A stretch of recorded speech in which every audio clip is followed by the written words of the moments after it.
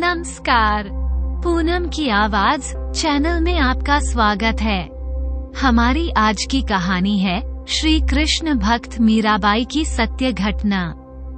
एक बार इंग्लैंड के राजा ने अकबर को पत्र लिखते हुए पूछा कि आपका भारत में सबसे सुंदर रूप किस व्यक्ति का है। पत्र को पढ़कर अकबर विचार करने लगा कि सबसे सुंदर रूप किसका हो सकता है। उस समय तानसेन अकबर के नजदीक बैठे थे। अकबर ने तानसेन से पूछा कि तानसेन, क्या तुम्हें पता है कि इस भारत में सबसे सुंदर रूप किसका है। तानसेन कहने लगे कि हमारे भारत में सबसे सुंदर रूप तो वृंदावन के ग्वाले का है। अकबर ने पूछा, वो वृंदावन का ग्वाला कौन है। तानसेन ने कहा कि वो भगवान श्री कृष्णा है। ये सुनकर अकबर ने पत्र में भगवान श्री कृष्ण का नाम लिखकर वो पत्र ग्रंथि की और रावण कर दिया। समय बीतता गया। एक दिन अकबर ने तानसेन से पूछा कि तानसेन, तुम कहते थे कि भगवान का रूप बड़ा प्यारा है और सारी दुनिया उनसे प्यार करती है। तुम मुझे ये बताओ कि क्या ऐसा भी कोई इंसान है जिसे भगवान भी प्यार करते हैं। तब तानसेन ने कहा, अवश्य है। इस दुनिया में बहुत सारे इंसान ऐसे हैं जिसे भगवान प्यार करते हैं। तानसेन की बात सुनकर अकबर ने कहा, मैं ऐसा नहीं मानता। तुम अपनी बात को प्रमाणित करने के लिए मुझे किसी ऐसे इंसान के दर्शन कराओ। तानसेन कहने लगा कि ठीक है, मैं आपको अवश्य ले चलूंगा, परंतु इसके लिए आपको राजा के रूप में नहीं बल्कि रूप बदलकर मेरे साथ चलना होगा। अकबर तो सम्राट था, लेकिन वह देखना चाहता था कि ऐसा कौन सा इंसान है जिसे भगवान प्यार करते हैं। इसलिए वह बोला, मैं उनके दर्शन करने के लिए अपना रूप बदलने के लिए तैयार हूँ।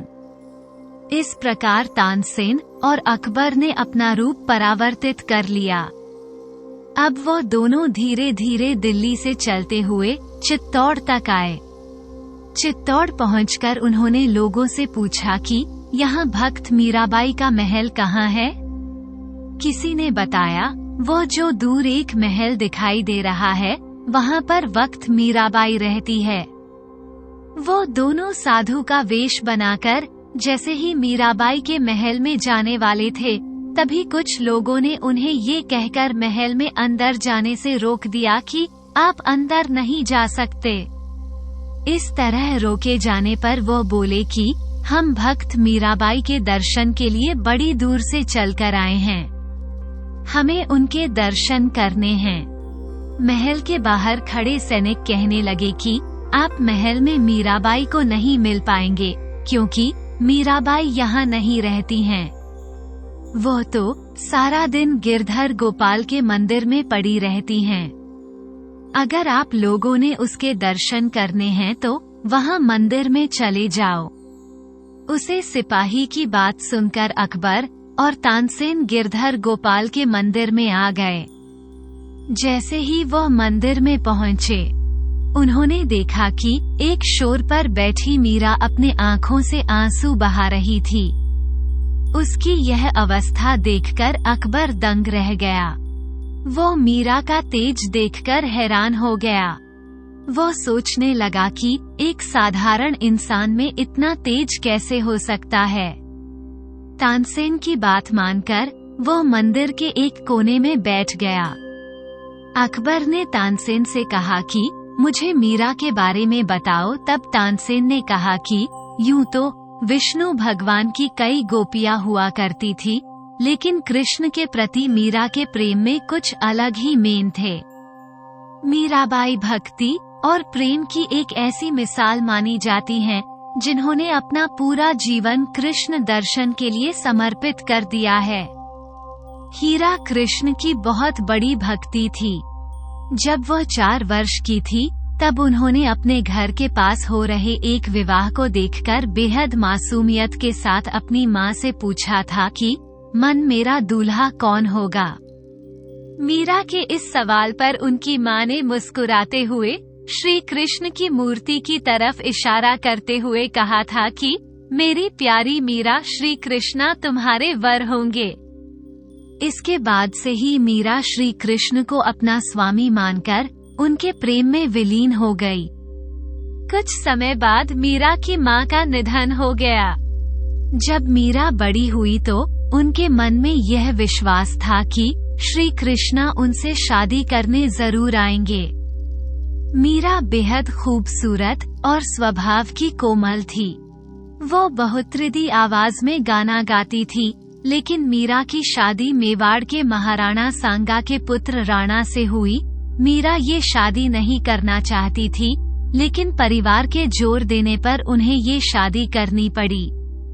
माना जाता है कि शादी के बाद भी मीरा का प्रेम कृष्ण के लिए काम नहीं हुआ। विदाई के समय कृष्ण की वही मूर्ति वह अपने साथ लेकर गई, जिसे उनकी मां ने उनका दूल्हा बताया था। शादी के बाद मीरा ससुराल के कामकाज पूरे करने के बाद रोजाना कृष्ण के मंदिर जाया करती थी।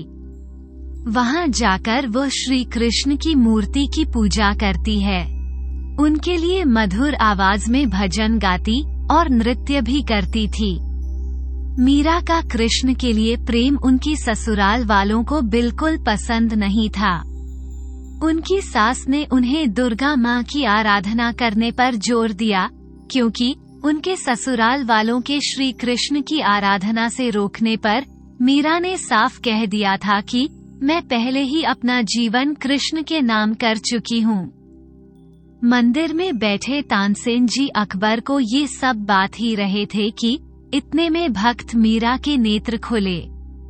उसने देखा कि दो साधु मेरे पास आए हैं। उसने बड़े इज्जत मान के साथ उन दोनों महापुरुषों की सेवा की। अकबर तो शांत रहा, लेकिन तानसेन ने मीराबाई से कहा कि मुझे भजन गाना आता है, क्या मैं आपका गिरधर गोपाल को एक भजन सुना सकता हूँ? मीरा ने कहा, अवश्य सुनाइए। तानसेन ने एक बड़ा ही सुंदर भजन गाया। उस भजन को सुनकर मीरा और अत्यधिक प्रसन्न हो गई। अकबर और तानसेन के वेश बदलकर चित्तौड़गढ़ के मंदिर में मीरा के गाने सुनने की घटना ने मीरा का जीवन पूरी तरह बदल दिया। जब वह दोनों जाने वाले थे, तभी अकबर के मन में एक विचार आया। अकबर ने मीरा के पवित्र चरण छूकर कीमती जहरात की माला कृष्ण की मूर्ति के आगे रख दी।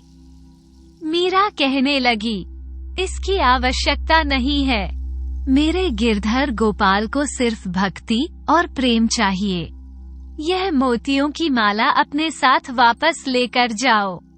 तब अकबर जिद करता हुआ कहने लगा, मेरी इच्छा है कि मैं इसे भगवान गिरधर गोपाल के चरणों में भेंट करूं। वह अपनी कीमती माला गिरधर गोपाल के चरणों में रखकर वापस चला गया। अकबर के जाने के बाद मीराबाई ने माला को सफाई कर भगवान श्री कृष्ण के हाथों में चढ़ा दिया। जब वह माला श्री कृष्ण के अंगों पर चढ़ी तो धीरे धीरे इसकी चर्चा चारों ओर फैल गई। उसे देखने के लिए बहुत से लोग आने लगे। उन्हें दोनों मीरा की ननंद उदाबाई भी वहां आई।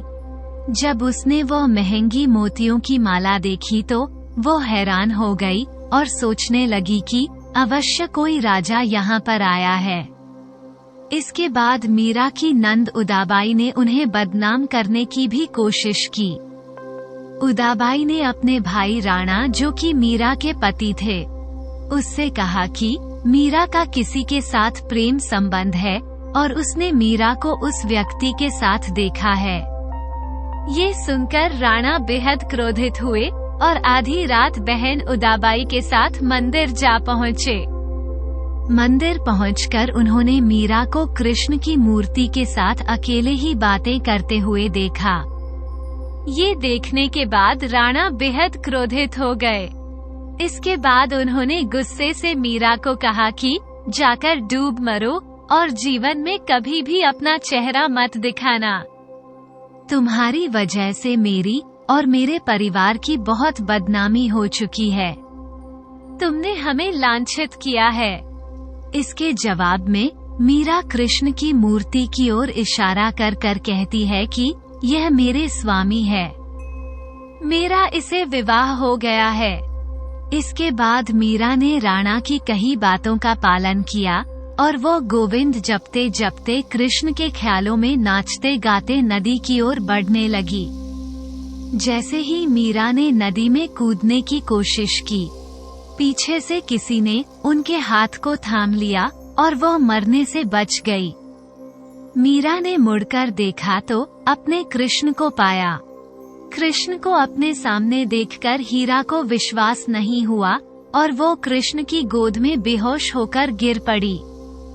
मीरा के इस कृष्ण प्रेम को देखकर राणा का दिल टूट जाता है, लेकिन फिर भी वो पूरी श्रद्धा से अपना पति धर्म निभाते हैं और आखिरी सांस तक मीरा का साथ देते हैं। मीरा का देवर विक्रमादित्य चित्तौड़ के नए राजा के रूप में चुना गया था। उनको कृष्ण के प्रति मीरा की भक्ति और लोगों के साथ मीरा का मेलजोल पसंद नहीं था। नंद उदाबाई ने महंगी मोतियों की माला की बात राणा विक्रम को भी बताई। उसने अपने भाई राणा विक्रम को कहा कि मैंने देखा है, कोई व्यक्ति मीरा के गिरधर गोपाल को माला चढ़ा कर गया है। आप जाकर पता लगाओ कि वो कौन है। राणा विक्रम तो वैसे ही मीरा से द्वेष भाव रखता था। वो जल्दी से गिरधर गोपाल के मंदिर में आया और उसने वह मूर्तियों की माला देखी। जब उसने माला के नजदीक पहुंचकर उसे खींचने की कोशिश की, तभी अचानक वह माला टूटकर फिर मीरा के नजदीक आकर गिरी। राणा विक्रम ने ये चमत्कार दिखा, परंतु कुछ समझ ना पाया। ये चमत्कार देखने के बाद ही उसका मन भक्ति से नहीं भरा। उसने मीरा से वह माला खींच ली और उसे अपने महल में ले आया। महल में आकर जब उसने उसे माला को देखा तो वह ये देखकर हैरान रह गया कि माला के हार मोती पर अकबर का नाम लिखा हुआ था। वो माँ से क्रोधित होकर सोचने लगता है कि हमारे महल की महारानी मीराबाई हमारे दुश्मनों से मिल गई है, इसलिए उसने अकबर की यह माला स्वीकार कर ली है। उसे समय आपस में शत्रुता होने के कारण राजपूत और मुगलों का झगड़ा चलता रहता था। अब अकबर के इस हार को देखकर राणा का क्रोध और अधिक बढ़ गया। उसने विचार किया कि अब मैं मीरा को यहाँ से भगा दूंगा या फिर उसे मारकर समाप्त कर दूंगा। उसने पहले भी मीरा को मारने के लिए बहुत बार प्रयास किए थे। एक बार उन्होंने मीरा को मारने के लिए फूलों के हार की एक टोकरी भेजी जिसके अंदर जहरीला सांप था। मीरा ने जैसे ही टोकरी खोलकर देखा तो उसमें कृष्ण की एक खूबसूरत मूर्ति फूलों के हार के साथ पाई गई। राणा को ये बात पता थी कि मीरा को मारने का मेरा कोई भी प्रयास सफल नहीं हो पाएगा। उसने बड़ी युक्ति के साथ एक उपाय निकाला। उसने मन में सोचा कि ये जो गिरधर गोपाल है यही मीरा की शक्ति है। क्यों ना गिरधर गोपाल की मूर्ति को ही मंदिर से निकलकर नदी में फेंक दिया जाए।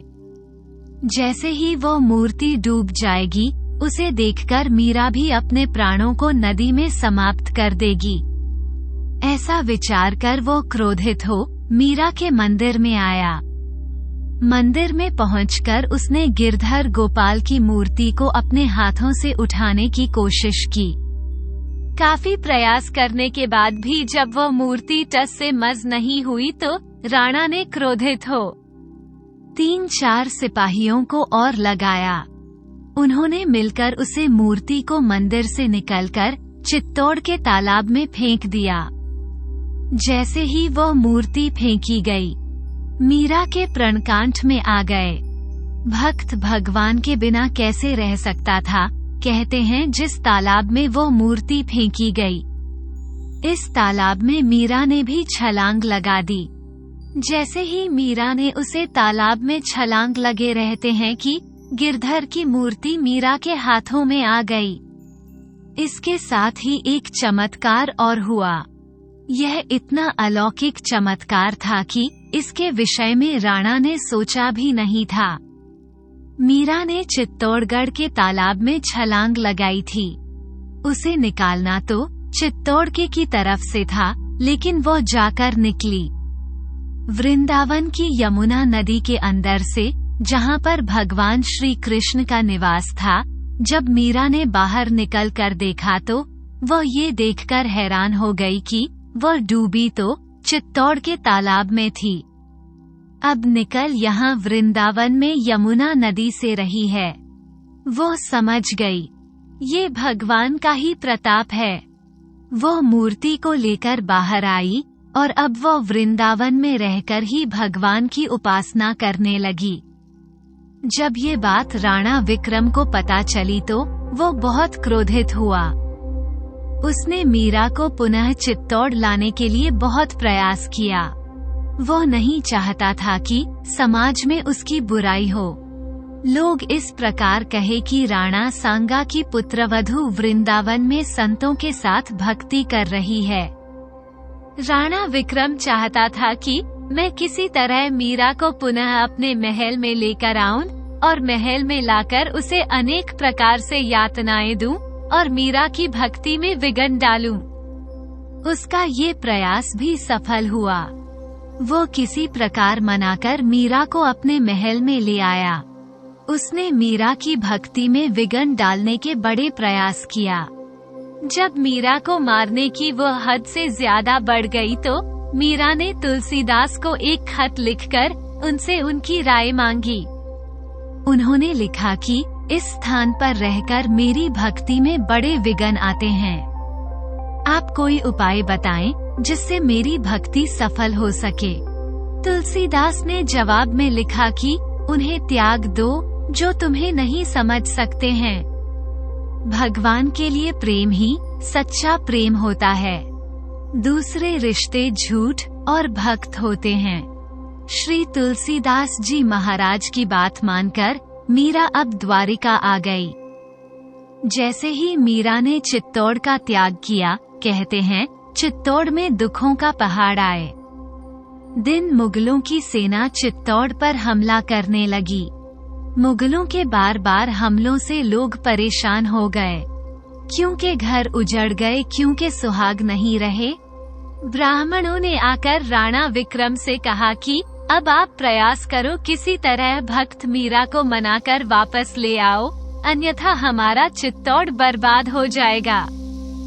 राणा ने ब्राह्मणों की बात मानकर कुछ विद्वानों को मीरा को मनाने के लिए द्वारकापुरी भेजो। ब्राह्मणों की बात सुनकर मीरा ने कहा कि अब मेरा स्थान यही है। अब मैं यहीं रहकर और परमात्मा की भक्ति करूंगी। ब्राह्मण कहने लगे कि जब तक तुम हमारे साथ नहीं चलोगे, हम यहाँ से नहीं जाएंगे। ना ही हम भोजन करेंगे और ना ही पानी पंगे। उनकी यह भरी बात सुनकर मीरा कहने लगी कि अगर ऐसी बात है तो ठीक है, मैं अपने परमात्मा से पूछकर आती हूँ। वह जैसी आज्ञा देंगे मैं वैसा ही करूँगी। कहते हैं मीरा भगवान के नजदीक गई और रोते हुए कहने लगी कि क्या आप मुझे फिर से इस बंधन में डालना चाहते हो? आपकी भक्ति के बिना रहने से तो अच्छा है कि मैं अपने प्राण त्याग दूं। मुझे अपने प्राणों का त्याग कर आपके अंदर ही समा जाना है। मेरे ऊपर इतनी कृपा करो, मेरा ये जीवन आपके ऊपर ही सर्वस्व समर्पित हो जाए। इस प्रकार मीरा सच्चे हृदय से परमात्मा को प्रार्थना करने लगी। माना जाता है कि कृष्ण को पुकारते ही मीरा में एक तरह का प्रकाश उत्पन्न हुआ और मंदिर के कपाट खुद से बंद हो गए। जब कपाट खुलते हैं तो मीरा की चुनरी कृष्ण भगवान की मूर्ति पर लिपटी हुई होती है, लेकिन मंदिर में मीरा नहीं होती। सिर्फ मीरा और उनकी बांसुरी की आवाज सुनाई देती है। माना जाता है कि मीरा कृष्ण की मूर्ति में ही समा गई थी। लोग भागते हुए मंदिर में आए। वो देखकर हैरान हो गए कि मीरा कहाँ गायब हो गई। जब उन्होंने मीरा की चुनरी कृष्ण भगवान की मूर्ति पर लिपटी हुई देखी और वह ये सोच रहे थे कि यहाँ क्या हुआ है, तभी मूर्ति से आवाज आई कि भक्त मीरा मेरे अंदर ही समा गई है, अब वो चित्तौड़ नहीं जा सकती है। तुम इस मूर्ति से चुनरी का टुकड़ा ही चित्तौड़ ले जाकर रखो, तुम्हारे सारे उद्धव शांत हो जाएंगे। भगवान की बात मानकर वह भगत चुनरी का टुकड़ा चित्तौड़ लेकर आए। कहते हैं जब भक्त मीरा की चुनरी का टुकड़ा चित्तौड़ पहुँच तो चित्तौड़ में रहने वाले सारे व्यक्तियों के दुख दूर हो गए। इस तरह परमात्मा ने अपने भक्त को अपने अंदर ही समाहित कर लिया। जो सच्चे भक्त होते हैं वो परमात्मा से दूर नहीं हो पाते हैं। जब ये सारी घटना अकबर को बताई तो अकबर भी यह सुनकर हैरान हो गए कि भगवान की मूर्ति में ही मीरा का समावेश हो गया है। अकबर के मन में भी मीरा के प्रति श्रद्धा और बढ़ गई। वो मान गया था कि भगवान भी अपने भक्तों से प्रेम करते हैं। अगर सच्चे मन और विश्वास के साथ भक्ति करी जाए तो भगवान स्वयं प्रकट हो जाते हैं। अगर आपको ये कहानी अच्छी लगी हो तो वीडियो को लाइक करें, चैनल को सब्सक्राइब करें। कहानी को अंत तक सुनने के लिए आपका धन्यवाद।